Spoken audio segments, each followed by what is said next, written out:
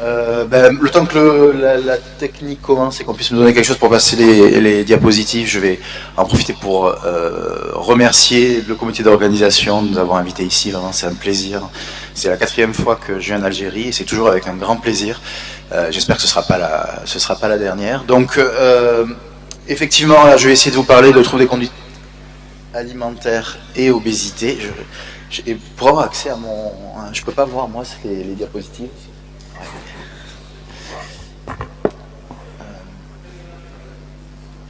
Est-ce que vous voyez les diapos? Non, vous voyez. D'accord. Oui, il arrive.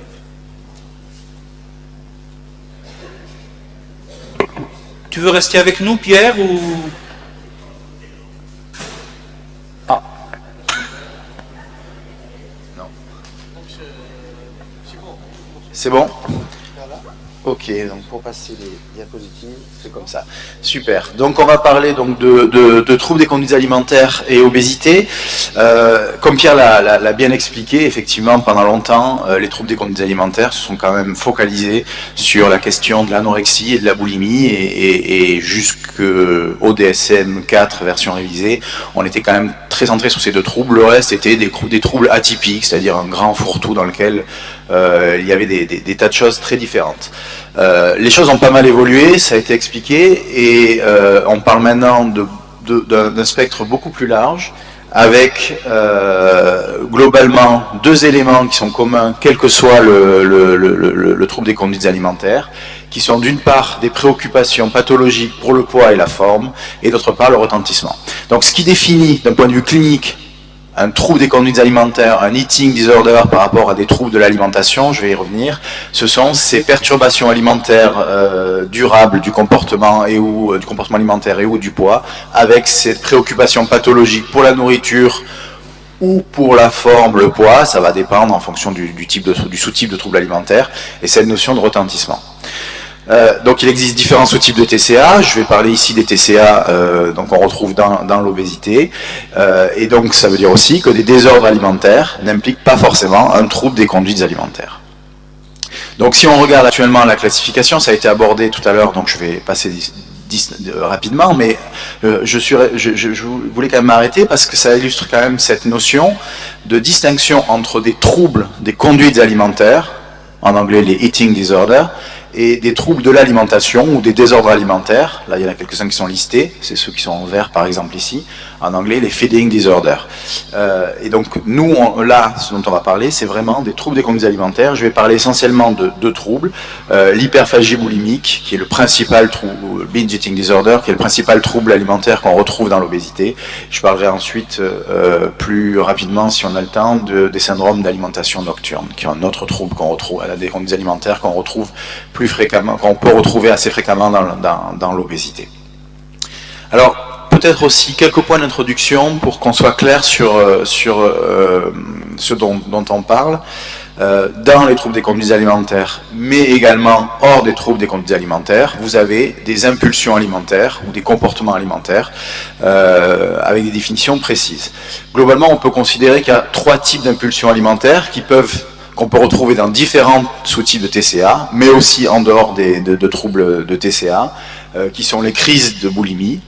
Dans la crise de boulimie, c'est un épisode de frénésie alimentaire, une pulsion alimentaire qui est marquée par une ingestion d'une grande quantité de nourriture, objective ou subjective, c'est-à-dire que vous avez des gens qui pensent manger de façon importante alors que objectivement la notion n'est pas tant, enfin la quantité n'est pas si importante, en un temps limité avec un sentiment de perte de contrôle. Donc vraiment, pour parler de la crise de boulimie, il faut cette notion de temps limité, il y a un début, il y a une fin, cette notion de perte de contrôle qui est majeure, qui est fondamentale, parce que vous verrez, j'y reviendrai, que la plupart des prises en charge qu'on propose jouent sur cette perte de contrôle, donc il faut la rechercher, et donc voilà, cette frénésie alimentaire, temps limité, perte de contrôle. Une crise de boulimie est différente de la boulimie, c'est-à-dire que vous pouvez avoir des crises de boulimie dans plein de troubles des conduites alimentaires. Deuxième définition, deuxième impulsion alimentaire, c'est l'excès alimentaire, l'overeating en anglais, dans lequel vous avez une hyperphagie, des crises d'hyperphagie, les gens mangent beaucoup, mais pour autant il y a il n'y a pas cette notion de perte de contrôle, c'est-à-dire les gens arrivent quand vous leur faites tenir des agendas alimentaires, arrivent à se contrôler. C'est une alimentation ou des prises alimentaires excessives, mais qu'on peut plus ou moins contrôler. Et puis vous avez les grignotages, avec ou sans perte de contrôle, dans lequel il n'y a pas ni critère de temps, ni critère de quantité. Alors, une fois qu'on a adressé ce tableau général, quel est le trouble le plus fréquent dans l'obésité, le trouble des conduites alimentaires le plus fréquent dans l'obésité? C'est l'hyperphagie boulimique, donc Pierre l'a dit tout à l'heure, qui a été le grand délaissé des classifications pendant de nombreuses années et qui est maintenant bien caractérisé, bien reconnu, qui est probablement en termes de fréquence le trouble le plus fréquent, beaucoup plus que ce que l'est l'anorexie par exemple, même si c'est vrai qu'encore une fois on a beaucoup centré les choses sur des troubles restrictifs. Alors l'hyperphagie boulimique, il y a un certain nombre de critères, donc ça répond vraiment à des critères précis, donc il faut les avoir en tête. Le premier, c'est qu'il faut des crises de boulimie, donc globalement au moins une fois par semaine pendant 3 mois, peut être plus ou moins, enfin si on reste sur les critères tels que sont définis par le DSM-5, c'est au moins une fois par semaine pendant 3 mois. Mon expérience ou notre expérience, c'est que parfois vous avez des crises qui sont infracliniques, enfin des fréquences qui sont infracliniques, infradiagnostiques, mais pour autant avec le même retentissement. Donc je ne sais pas s'il faut être absolument rigide sur ces critères, mais enfin c'est les critères tels qu'ils sont définis. En dehors de ces, et avec ces crises de boulimie, avec ces épisodes de frénésie alimentaire, 3 au moins de certains éléments, donc c'est que ce cortège de crises est associé à un certain nombre d'éléments, un certain nombre de symptômes, comme des prises alimentaires beaucoup plus rapides que la normale, en dehors des crises de boulimie, c'est-à-dire que ce sont des gens qui vont manger très vite quand ils vont faire leur repas, quand ils vont grignoter, enfin, quelle que soit la prise alimentaire. Les prises alimentaires sont plus rapides que la normale. Il y a des prises alimentaires jusqu'à sentir un malaise, c'est-à-dire que ce qui va arrêter la prise alimentaire, c'est souvent une sensation de malaise digestive, de surplus. Des prises alimentaires sans sensation physique de faim, c'est-à-dire que la prise alimentaire n'est plus guidée par la faim, la satiété, mais elle va être guidée notamment par des émotions négatives. Et des prises alimentaires solitaires du fait de la honte des quantités ingérées, c'est-à-dire qu'on retrouve cette notion de perturbation de l'image de soi ou de la perturbation comportementale liée à la prise alimentaire. Il y a une honte qui fait qu'on mange seul. Et enfin, il y a une sensation de dégoût, de déprime ou de culpabilité post-prise. Là aussi, c'est ce qui fait qu'on parle de trouble des conduites alimentaires, puisque donc ces comportements alimentaires ont un retentissement sur le fonctionnement du sujet. Des détresses autour des accès hyperphagiques, et c'est le dernier point, c'est un point important, il y a une absence de comportement compensateur. Contrairement à ce qu'on peut retrouver dans la boulimie, il n'y a pas de comportement, pas de vomissement, pas de prise de laxatif, pas de prise de diurétique, par exemple, notamment chez des gens en hyperphagie boulimique. Donc des critères précis qui vont faire porter le diagnostic et qui sont importants, vous allez le voir, quand on est dans des populations de patients en surpoids, pour savoir si on rentre bien dans l'hyperphagie boulimique, et donc on va proposer la prise en charge spécifique de l'hyperphagie boulimique, ou alors si on est dans un autre type d'obésité. Des prévalences importantes, j'insisterai pas parce que ça a été présenté tout à l'heure, mais donc effectivement des prévalences en augmentation dans le temps et des prévalences fréquentes et beaucoup plus fréquentes, comme vous pouvez le voir, que ce que je disais tout à l'heure, que ce qu'on retrouve dans l'anorexie ou même dans la boulimie. Alors, pour revenir à ce qui nous intéresse dans ce topo, ce qui est le lien entre obésité et troubles des conduites alimentaires, et donc hyperphagie boulimique. Là, c'est une revue, pour ceux qui lisent l'anglais, que je vous recommande, qui est une revue qui est sortie l'année dernière, extrêmement didactique, extrêmement simple, à usage de médecins généralistes, c'est-à-dire de gens qui ne connaissent pas forcément le trouble. Donc vraiment, elle est très très bien faite. Elle est en anglais, mais elle est très très bien faite. Et donc quand on regarde, donc ça s'intéresse à la population américaine, mais peu importe, c'est assez schématique, ça permet de comprendre. Si vous regardez des gens qui sont en surpoids, qui sont obèses, ici des obèses qui cherchent un traitement, vous voyez qu'une grande proportion de gens qui sont en obésité présentent une hyperphagie boulimique, binge eating disorder. En gros, un quart des patients souffrant d'obésité ont une hyperphagie boulimique. Si vous regardez, là vous avez un schéma représentant la population générale américaine, la population en obésité et la population avec une hyperphagie boulimique. Si vous regardez les gens souffrant d'hyperphagie boulimique, vous voyez qu'il y a un chevauchement très important avec l'obésité. Donc beaucoup de gens souffrant d'obésité, d'hyperphagie boulimique, ont une obésité. Mais ce qu'illustrent ces deux schémas, c'est que tous les gens souffrant d'obésité n'ont pas d'hyperphagie boulimique, et tous les gens souffrant d'hyperphagie boulimique n'ont pas d'obésité. Donc on est dans des choses qui se chevauchent, qui sont très liées, qui sont très proches, mais qui ne sont pas exactement les mêmes, et c'est pour ça qu'il est important d'aller bien dépister si mon patient souffrant de surpoids a une hyperphagie boulimique ou pas. Et de la même façon, si mon patient avec une hyperphagie boulimique a une obésité, c'est plus facile à diagnostiquer, de façon à faire une prise en charge spécifique et conjointe des deux troubles. Alors, je vais pas rentrer dans tous les détails, je suis resté au niveau plus clinique, mais globalement, vous avez des tas d'études qui montrent que les gens obèses souffrant d'hyperphagie boulimique sont différents d'un point de vue clinique, d'un point de vue phénotypique, des gens obèses ne souffrant pas d'hyperphagie boulimique, et ce en contrôlant sur un certain nombre de facteurs, et notamment évidemment l'indice de masse corporelle. Globalement, un patient obèse avec une hyperphagie boulimique est plus susceptible d'éprouver des émotions négatives postprandiales. C'est pas étonnant, on est dans les critères émotionnels que je décrivais tout à l'heure sur la prise alimentaire. Ils sont plus susceptibles à avoir des UO pondéraux. Ils ont plus de prise alimentaire émotionnelle et hédonique. Il y a plus de perturbations de tous ces systèmes de régulation émotionnelle et de l'hédonie. Il y a moins de sensations de faim et de satiété. Et il y a plus de prise alimentaire lors des repas. Il y a plus de grignotage. Il y a plus d'épisodes d'excès alimentaire, c'est-à-dire d'épisodes de prise alimentaire contrôlés, mais excessifs. Vous avez aussi des différences au niveau psychiatrique, quand on compare ces deux populations. Alors là aussi, j'ai pris que quelques études, mais vous en avez beaucoup. Là, par exemple, vous avez beaucoup d'études qui montrent qu'ils sont un profil psychopathologique plus sévère. Là, par exemple, dans cette étude, sur une échelle évaluant différentes dimensions psychiatriques, anxiété, hostilité, etc., chez des patients obèses souffrant d'hyperphagie boulimique ou ne souffrant pas d'hyperphagie boulimique, on voit qu'ils sont très différents et beaucoup plus sévères sur à peu près toutes les dimensions psychiatriques. Vous avez un risque suicidaire plus important. L'obésité en soi augmente déjà le risque suicidaire, mais l'obésité plus l'hyperphagie boulimique augmente encore plus le risque suicidaire, et vous avez des tas de données qui montrent que le fonctionnement est plus altéré dans leur insertion sociale, dans leur vie professionnelle, dans leur vie affective, dans leur vie sexuelle, etc. Ces patients qui ont le double diagnostic fonctionnent moins bien que des obèses qui n'ont pas d'hyperphagie boulimique. Enfin, vous avez des différences en termes de fonctionnement neurocognitif. Là aussi, j'ai pris quelques exemples.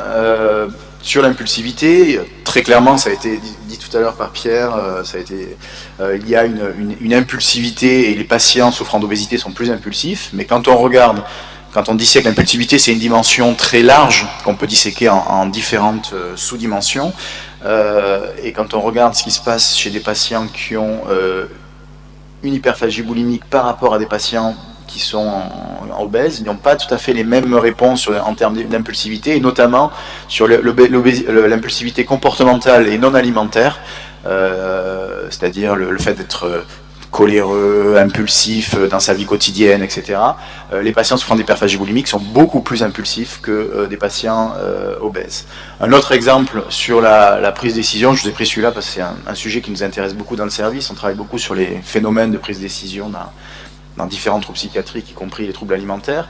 Et très clairement, quand on regarde la littérature, il y a des altérations de prise de décision dans les différents troubles et conduites alimentaires. Ça, c'est le résultat d'une méta-analyse qu'on avait faite l'année dernière, où quand vous avez des flèches pleines, vous avez une altération par rapport à des contrôles, et plus la flèche est importante et grasse, et plus l'altération est importante. Vous voyez que vous avez des altérations dans les différents troubles, y compris dans l'hyperphagie boulimique. Alors, je ne rentrerai pas dans les détails de pourquoi il y a ces altérations, mais ces altérations, en tout cas, qu'on retrouve dans l'hyperphagie boulimique, on ne les retrouve pas chez des sujets obèses n'ayant pas d'hyperphagie boulimique. C'est ce que montre cette étude, dans laquelle vous faites passer un test qui s'appelle l'Iowa Gambling Task, qui est un test classique de prise de décision, et vous voyez que les performances des sujets ayant une obésité mais pas d'hyperphagie boulimique sont nettement meilleures que les performances des sujets ayant une obésité et une hyperphagie boulimique.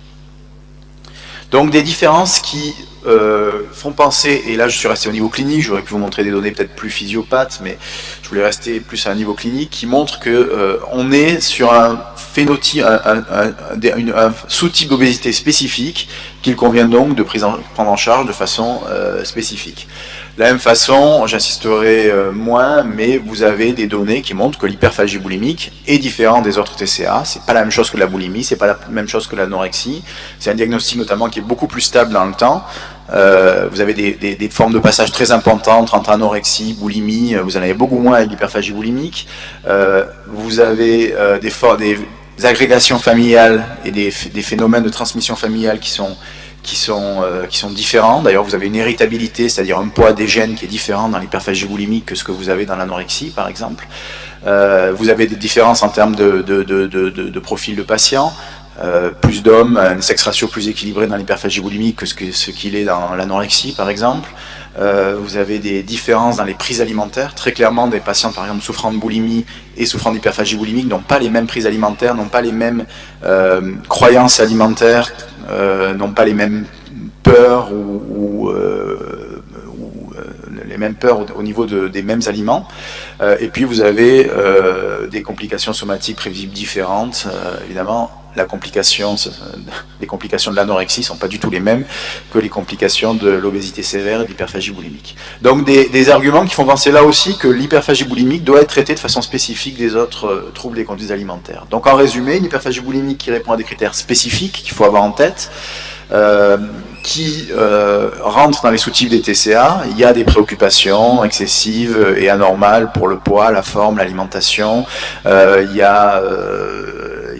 a un retentissement sur le fonctionnement, etc. L'hyperphagie boulimique est fortement associée à l'obésité, mais une hyperphagie boulimique n'implique pas systématiquement une obésité, et environ 2/3 des patients souffrant d'obésité n'ont pas d'hyperphagie boulimique, ce qui n'empêche pas qu'ils puissent avoir des désordres alimentaires. Alors, juste quelques mots, pour finir, je voulais faire quelques mots sur les principes de prise en charge, sachant qu'on ne sait pas grand-chose sur les principes de prise en charge des TCA en général, et de l'hyperphagie boulimique en particulier. Là, je vous ai mis les recommandations, alors je ne suis plus à la page parce que les dernières du NICE sont sorties il y a un mois, ça c'était celle d'avant, mais si on regarde les recommandations, vous n'avez pas grand-chose. On va revenir sur les quelques zones qu'on a, mais si vous reprenez le NICE, par exemple, les recommandations du NICE dans les troubles bipolaires, vous avez peut-être 30 recommandations de grade A. Là, vous avez seulement deux recommandations de grade A, c'est-à-dire des recommandations de haut niveau de preuve. Ça montre le besoin qu'on ait d'aller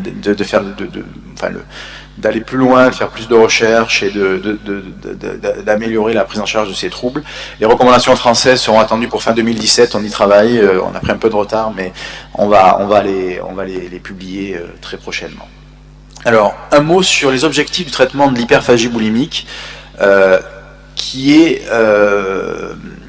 faut distinguer justement de la prise en charge de l'obésité. C'est-à-dire que là, je vais vous présenter maintenant ce qu'on fait dans l'hyperphagie boulimique, qui doit s'intégrer si votre patient est obèse dans une prise en charge plus classique de l'obésité, c'est-à-dire associée à la prise en charge classique de l'obésité, mais pour l'hyperphagie boulimique. Sachez d'abord que en tout cas je m'adresse aux psychiatres, quand on va vous adresser des patients pour les prises en charge, notamment psychothérapiques de l'hyperphagie boulimique, quel va être votre objectif, ou en tout cas quels sont les objectifs des prises en charge qu'on a actuellement validées? C'est d'arrêter les crises de boulimie, c'est d'essayer d'améliorer les attitudes autour du poids, c'est de prévenir la prise de poids, c'est de normaliser le comportement alimentaire, c'est de traiter des comorbidités psychiatriques qu'il peut y avoir, etc. Mais ça, c'est pas du tout ce que veut votre patient. Lui, votre patient, il vient vous voir que pour une chose, c'est pour perdre du poids, et éventuellement un peu améliorer les attitudes alimentaires. Donc il est important de pouvoir reprendre avec lui, dès le départ, les objectifs de vos prises en charge, parce que je vous le montrais tout à l'heure, nos prises en charge ne font pas perdre du poids ou très peu. Ça, c'est la prise en charge plus classique de l'obésité éventuellement. Et donc, si les gens viennent avec l'idée en venant vous voir pour une psychothérapie, vous allez leur faire perdre 20 kilos, forcément, ça va pas se passer comme ça. Et donc, les gens ne vont pas adhérer, et donc il va y avoir une perte de suivi, etc. Donc, c'est important de pouvoir bien reprendre avec eux dès le départ les objectifs des prises en charge psychothérapiques de l'hyperphagie boulimique, qui sont centrés sur des objectifs qui ne sont pas la perte de poids. Alors, les 4 actes de la prise en charge de l'hyperphagie boulimique, quels sont-ils? Donc, encore une fois, s'il y a une obésité, il faut après la prise en charge classique de l'obésité, sur lequel je ne reviendrai pas, ce n'était pas le sujet d'aujourd'hui. Premier axe, donc on va les voir les uns après les autres, c'est les conseils hygiéno-diététiques et de soutien. Ce sera peut-être, je crois que ce sera repris un peu par Nicolas après, donc je passe très vite. Nicolas Saluc après, mais globalement il y a plein de croyances sur lesquelles, de façon non spécifique, on peut travailler. Il est important d'essayer d'aider les gens à retrouver ses repères. Il y a une anarchie alimentaire chez ces patients. Je vous le disais tout à l'heure, ils mangent vite de façon compulsive, même en dehors des crises. Il est important de pouvoir les aider à retrouver un rythme alimentaire, manger bien, manger au bon rythme, manger de façon en écoutant ses besoins, en essayant de retrouver, en écoutant sa satiété, la faim, etc. La faim, la satiété, etc. Manger après les crises, je crois que Nicolas revient dessus tout à l'heure, mais il n'y a rien de pire que les cercles vicieux qui se créent, qui sont: je fais une crise de boulimie, donc j'ai l'impression d'avoir trop mangé, donc je ne mange pas, je me mets en restriction pendant 24 heures par exemple, et ça c'est le meilleur moyen de refaire une crise. La plupart des crises de boulimie sont physiologiques, et quand déjà vous réorganisez le rythme alimentaire, et que vous arrivez, notamment avec de l'entretien motivationnel, à faire en sorte que les gens puissent manger régulièrement et indépendamment de leur crise, ça va mécaniquement et physiologiquement diminuer la plupart des crises. Retravailler sur les sensations alimentaires, sur les rituels et les croyances associées. Si vous parlez avec vos patients, vous verrez que, en tout cas, en France, ils ont des croyances majeures sur ce que c'est que l'alimentation, sur plein de choses. Alors pourquoi je dis en tout cas en France, parce que ce qui est assez fascinant, moi j'ai travaillé un temps en Angleterre, c'est que les croyances, en tout cas qu'ont les Anglais, pour les deux pays que je connais, les croyances qu'ont les patients anglais sont pas du tout les mêmes que les croyances qu'ont les patients français, donc on peut imaginer que les croyances qu'on va avoir aux patients ici sont pas les mêmes encore, mais en tout cas il y a des croyances erronées qu'il est important de reprendre, parce que sinon vous n'allez pas arriver à avancer. Donc il faut voir un peu comment les gens voient ces aspects-là. Et puis travailler sur les distorsions cognitives. C'est-à-dire là aussi, je sais pas, les classiques qu'on voit dans l'hyperphagie boulimique, c'est: si je mange un paquet de gâteaux, je finirai le paquet, foutu pour foutu, quand je commence une crise, je me lâche. Enfin voilà, ce genre de pensée dichotomique sur lequel il est important de pouvoir rediscuter avec nos patients.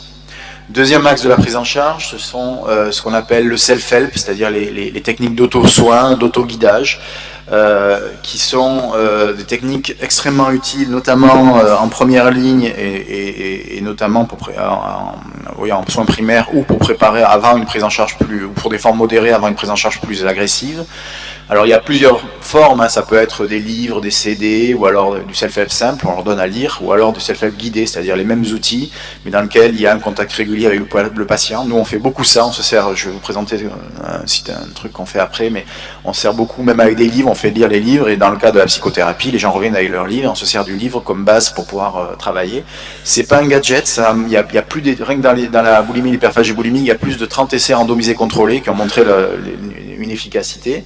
Alors vous avez des livres, je vous ai listé là quelques livres en français, par exemple pour la boulimie, faire face à la boulimie, ou comment sortir de la boulimie, ou le livre de Zermatt, plutôt dans l'hyperphagie boulimique, donc on peut faire lire aux patients. Il y a des sites internet, alors des sites qui sont payants, les deux premiers, je reviendrai un petit peu dessus, mais sont des sites payants, donc c'est peut-être plus compliqué, parce c'est via des institutions, donc les gens ne pourront pas y accéder comme ça, mais par exemple il y a le programme de coaching de l'association Autrement Psy, qui je crois est accessible gratuitement, et qui est pas mal fait, sur lequel vos patients peuvent aller. Ça c'est juste l'exemple nous on utilise un programme de soins par internet parce qu'on a plein de gens, on a un centre de recours qui en gros voit des patients allant, donc on est à Montpellier, mais allant de la frontière espagnole, Toulouse, Clermont-Ferrand et Marseille, donc on a vraiment un large spectre. Donc évidemment tous ces gens là on peut pas les voir en consultation sur une TCC, 20 séances une fois par semaine, c'est pas possible parce qu'ils habitent trop loin. Donc on utilise beaucoup on utilise un site internet, développé par une boîte suisse de self-help guidé. C'est un programme sur 6 mois où les patients peuvent travailler sur leur site internet, et ils sont en lien avec la psychologue toutes les semaines par mail pour travailler là-dessus. Et ce type de site, ce type de prise en charge, qui sont assez simples, est quand même très intéressante et très efficace. Là, je vous ai juste mis l'exemple de cette étude, parce que c'était sur ce programme et en français, où vous avez, sur certaines dimensions du rythme alimentaire, peu importe, mais ce qui est montré, avec l'état avant la prise en charge, à la fin du programme de 6 mois et à 12 mois, c'est-à-dire 6 mois après la fin du programme de prise en charge. Et vous voyez que, quelles que soient les dimensions, donc plein de dimensions en lien avec l'alimentation, ça s'améliore, donc quelque chose d'intéressant. Voilà, donc des choses qui sont extrêmement intéressantes, qui ont beaucoup d'avantages. Les limites que j'y vois, d'abord, c'est que ça ne doit pas se limiter à ça, c'est une première étape, et notamment quand ça ne marche pas, il faut passer à autre chose. C'est qu'il y a peu de programmes disponibles en français, de livres disponibles en français dans l'hyperphagie boulimique. On est bien doté dans la boulimie, mais très peu dans l'hyperphagie boulimique. Il y a des livres en anglais, mais assez peu en français. Et par ailleurs, c'est que ça pose des problèmes de financement. Je vous disais tout à l'heure, par exemple, ces programmes par internet, c'est des boîtes privées qui font ça, donc il faut le financer. La Sécu, en tout cas en France, ne finance pas. Je sais pas comment ça peut fonctionner ici, mais donc ça pose des soucis de financement. Ça rentre pas dans les cases de nos administratifs, quand on va voir l'ARS, l'Agence régionale de santé, on nous explique que c'est très bien, mais que ça rentre pas dans les cases, donc on peut pas faire. Donc il y a ces problèmes-là. Troisième axe, la psychothérapie, la prise en charge de psychothérapie spécifique.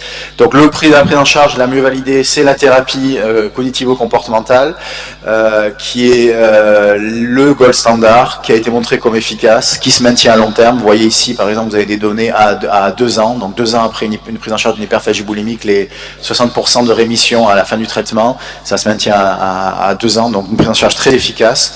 Donc je ne vais pas rentrer dans les détails, j'aurai pas le temps, mais c'est à peu près 20 séances de psychothérapie. Vous avez des manuels en français, je pourrais vous donner les références si vous voulez, pour ceux qui sont formés au TCC, c'est très simple, hein, c'est un programme manualisé en 20 séances. Juste pour illustrer ce que je vous disais sur le poids, c'est que vous voyez par exemple dans cette étude que je vous ai montré, quand on regarde le poids dans le groupe TCC, vous voyez que ces patients donc étaient à peu près avec un BMI à 30, un indice de masse corporelle à 36 au début de leur prise en charge, et alors vous avez 60% de rémission et qui vont beaucoup mieux d'un point de vue comportemental, à 2 ans, après 2 ans de suivi, l'indice de masse corporelle il est à 35,7, donc vous voyez quand je vous dis que ces prises en charge ne jouent pas sur le poids, c'était une illustration. Dernier point, et je finirai là-dessus, la prise en charge médicamenteuse spécifique. Y a-t-il des médicaments qu'on peut mettre dans l'hyperphagie boulimique ? Oui, il peut y en avoir. Maintenant, on a des niveaux de preuve qui sont faibles. Celui pour lequel on a le plus de données, ce sont les antidépresseurs, et principalement la fluoxétine, qui ont montré des réponses intéressantes par rapport au placebo. Le problème, c'est qu'on n'a pas de données à long terme et qu'on n'a pas de comparaison adéquate avec le traitement psychologique et le gold standard, c'est-à-dire qu'on ne peut pas dire si ça marche moins bien ou mieux que la TCC. On peut penser que ça marche moins bien de mon expérience personnelle, mais on n'a pas de données par rapport à ça. Et en tout cas, si ça marche bien, il faut que ce soit accompagné avec un accompagnement psychologique au moins non spécifique à côté. Alors si vous utilisez ce genre de molécules, en tant que la fluoxétine, sachez par contre que pour que ce soit efficace et par rapport à un placebo, il faut que ce soit donné à forte dose. Si on prend la fluoxétine, le Prozac, c'est 60 mg, c'est-à-dire 3 comprimés, la dose cible dans l'hyperphagie boulimique. Si vous êtes à 20 mg, comme vous seriez dans la dépression, vous voyez qu'il n'y a pas de différence par rapport à du placebo. Là, c'est l'exemple c'est un exemple sur le nombre d'épisodes, mais ça a été bien validé. Donc, si vous mettez ce type de traitement, on est à 60 mg, c'est-à-dire 3 comprimés par jour, et pas à 20 mg. Donc, augmentation progressive. On commence à 20, et progressivement, on augmente, évidemment, après avoir éliminé un trouble bipolaire. Le traitement... il doit être mis à bonne dose, ce que je vous disais, et les consensus actuellement, c'est de le mettre à peu près la même durée que pour la dépression, c'est-à-dire à peu près 1 an de traitement avant de l'arrêter. Le pari, c'est que pendant ces périodes-là, il va y avoir une modification du comportement, c'est-à-dire que ça va bloquer la fluoxétine ou les antidépresseurs vont bloquer les compulsions alimentaires, vont améliorer la capacité à se contrôler vis-à-vis des crises, et donc l'idée, c'est de prendre ce temps-là où les habitudes vont pouvoir changer pour modifier son comportement alimentaire et donc faire disparaître ces comportements d'hyperphagie boulimique. Donc ça implique que ce traitement ne doit pas être isolé. Il doit s'intégrer dans une prise en charge globale, psychologique globale. Je parlerai rapidement du topiramate parce que c'est un médicament, en tout cas en France, qui a été utilisé et qui est parfois détourné dans l'obésité et dans l'hyperphagie boulimique, parce que c'est un médicament qui fait maigrir. Sachez que effectivement, très clairement, ça a une efficacité assez intéressante sur l'hyperphagie boulimique. Maintenant, il y a de tels effets secondaires. C'est très compliqué, c'est des risques de mésusage de ce traitement-là qui fait que ça ne doit, enfin en tout cas c'est comme ça que nous on le perçoit, ça ne doit pas être utilisé en première ligne, et clairement ça doit être réservé, si c'est utilisé, à de la 3e ou 4e ligne et sur des centres spécialisés après un avis multidisciplinaire. Donc en tout cas, nous, je ne recommande pas de l'utiliser en pratique clinique quotidienne. Dernier point et dernier traitement, ce sera ma dernière diapo, le baclofène. J'en parle parce que là aussi il y a tout un débat en France sur l'utilisation du baclofène dans ces troubles-là, et il y a un détournement important de ces médicaments dans l'hyperphagie boulimique, à tel point que les autorités ont été obligées de mettre en place un warning, un avertissement récent à cause sur ces détournements. Très clairement, ça a des hypothèses physiopathologiques intéressantes et on peut penser que ça peut avoir l'intérêt via le mécanisme d'action du baclofène, mais pour le moment, sachez quand même que l'épreuve de l'utilisation du baclofène dans la boulimie ou l'hyperphagie boulimique, ça se limite à 2 petits essais sur le court terme, à des doses qui étaient en plus des doses qui ne sont pas celles qu'on utilise en clinique, et à des rapports de cas, et que par ailleurs c'est un médicament qui a des effets secondaires importants. Donc très clairement, pour moi en tout cas, en l'absence de données sur la balance bénéfice-risque, le baclofène ne doit pas être prescrit dans les troubles des conduites alimentaires, en dehors d'éventuels protocoles de recherche avec des comités d'éthique. Voilà, je vous remercie de votre attention.